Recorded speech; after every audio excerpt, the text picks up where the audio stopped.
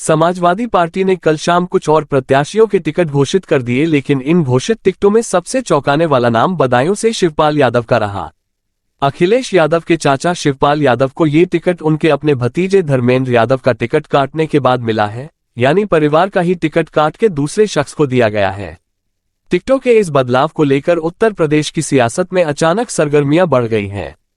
चर्चाएं इस बात की हो रही हैं कि सपा के कद्दावर नेता और बदायूं से 4 बार के सांसद रहे सलीम इकबाल शेरवानी के पार्टी छोड़ने के बाद सपा के लिए बदायूं सीट कमजोर मानी जाने लगी है। इसलिए सियासी गलियारों में सवाल उठ रहे हैं कि आखिर कमजोर हुई बदायूं सीट पर शिवपाल यादव को टिकट क्यों दिया गया है। वहीं समाजवादी पार्टी ने मंगलवार को 5 और प्रत्याशी घोषित कर दिए। इसमें कैराना से इकरा हसन को प्रत्याशी बनाया गया है, जबकि बरेली से प्रवीण सिंह एरन और हमीरपुर से राजेंद्र सिंह राजपूत को लोकसभा का टिकट दे दिया गया है। प्रधानमंत्री नरेंद्र मोदी के लोकसभा क्षेत्र वाराणसी से सुरेंद्र सिंह पटेल को सपा ने अपना प्रत्याशी बनाया है, जबकि बदायूं से शिवपाल सिंह यादव को प्रत्याशी बनाकर मैदान में उतार दिया गया।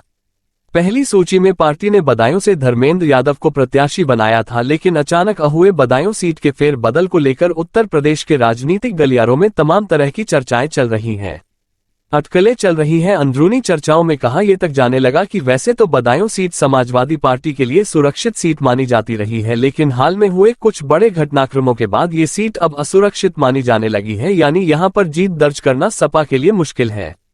ऐसे में शिवपाल यादव को यहां से टिकट देने का क्या मतलब निकाला जाए। राजनीतिक विश्लेषकों की माने तो बदायूं से समाजवादी पार्टी के 4 बार के सांसद सलीम इकबाल शेरवानी ने पार्टी छोड़ दी।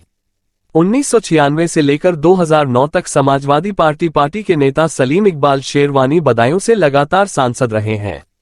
2009 में मुलायम सिंह यादव के भतीजे धर्मेंद्र यादव बदायूं से चुनाव लड़े और सांसद बने।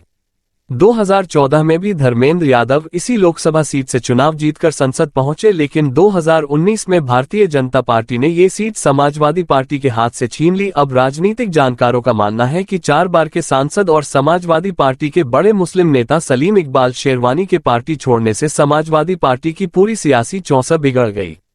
वरिष्ठ पत्रकार यह भी कहते हैं कि बदायूं अब समाजवादी पार्टी के लिए उतनी मजबूत सीट नहीं रह गई है और 2019 के लोकसभा चुनाव में भारतीय जनता पार्टी ने यहां पर जीत हासिल की थी। समाजवादी पार्टी के बड़े नेता सलीम इकबाल शेरवानी के साथ मुस्लिम और यादव दोनों का कॉम्बिनेशन आता है और पार्टी मजबूती से आगे के सियासी राह पर बढ़ रही थी, लेकिन शेरवानी के अचानक पार्टी छोड़ने से बदायूं की पूरी सियासी गणित समाजवादी पार्टी के लिए बिगड़ गई है। ये भी कहा जा रहा है कि इन्हीं सियासी समीकरणों को देखकर बदायूं की सीट समाजवादी पार्टी के लिए अब उतनी मजबूत नहीं है, लेकिन शिवपाल सिंह यादव को उस लोकसभा सीट पर मैदान में उतारा गया है जो कि सियासी गुणागणित के लिहाज से फिलहाल कमजोर हो चुकी है। समाजवादी पार्टी से जुड़े नेताओं का यह मानना है कि शिवपाल यादव का जमीनी नेटवर्क मुलायम सिंह यादव की तरह ही मजबूत है, इसीलिए यहां पर जीत सुनिश्चित करने के लिए अखिलेश ने यह बड़ा दांव चला है। दूसरी ओर चर्चा इस बात की हो रही है कि धर्मेंद्र यादव को सुरक्षित माने जाने वाली सीट कन्नौज या आजमगढ़ से प्रत्याशी बनाया जा सकता है। अब जो रणनीति अखिलेश यादव एक सीट पर लगा रहे हैं, देखना है कि इसका कितना फायदा उन्हें चुनाव में मिलता है, क्योंकि अब उनके सामने कांग्रेस को सीट देने वाली समस्या नहीं है, क्योंकि गठबंधन लगभग फेल हो चुका है। बाकी खबरों के लिए देखते रहे खबरवाला 24 न्यूज़।